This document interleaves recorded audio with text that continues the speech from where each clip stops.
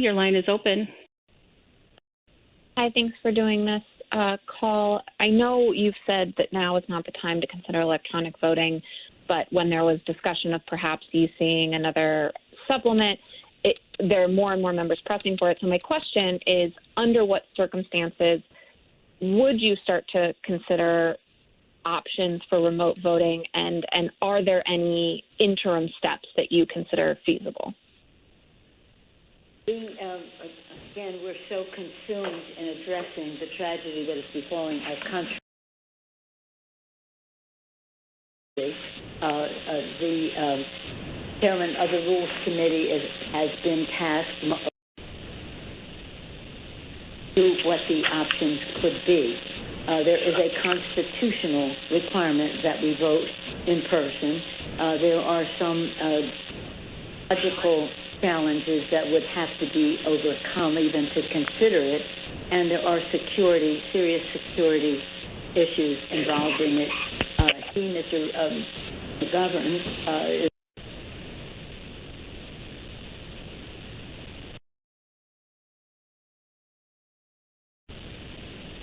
he also is considering of proxy voting precedent for committee voting.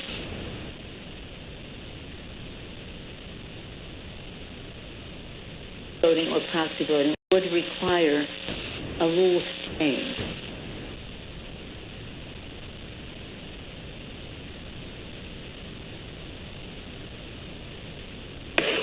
Meetings.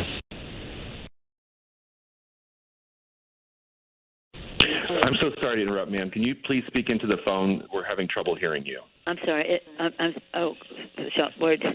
Did you hear me talk about the challenges, constitutional security and technological?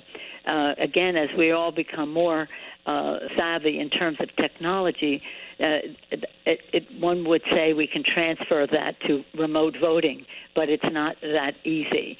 And so, again, this is something that is being pursued, but there are some technologies that you might think would be workable, but they might not be secure.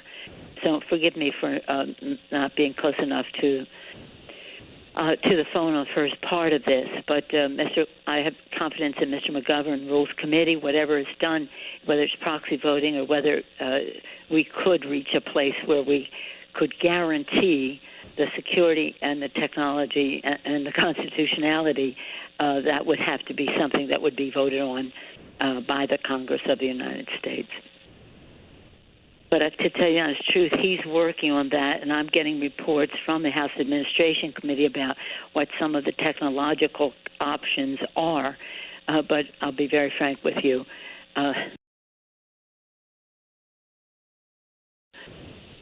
We don't want anybody coming back at any time that might not be healthy for them.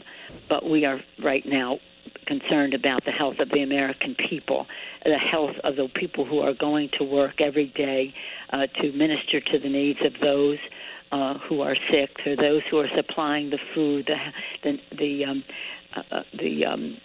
first responders, the firefighters, all of those who are taking risks that we wish they did not have to take. And that's why we would like to get this additional funding for state and local, as well as hospitals, put through. At the same time as we talk about our own safety as to what it means to come in. And again, we pray for a cure, because that is the solution, a vaccine or a cure. And we've allocated tremendous resources to that. I wish that everyone would pay a lot of attention in the administration to testing, because that is really what is going to give us a handle on what the challenges that we face. And that's why in the amendment that Chris Van Hollen put forth this morning, we had a call not only for rapid testing so that we can take inventory, but also a documentation, the data on the racial imbalance and the impact of the coronavirus. You see the statistics out there as how it has an inordinate impact on minority communities. We want that documented. So we want to see not only how many people are infected, not only people who die. We want to see how many are tested, and we want to see how that is impacting the diversity of our community, so that we can further address and more wisely address the challenge that we face.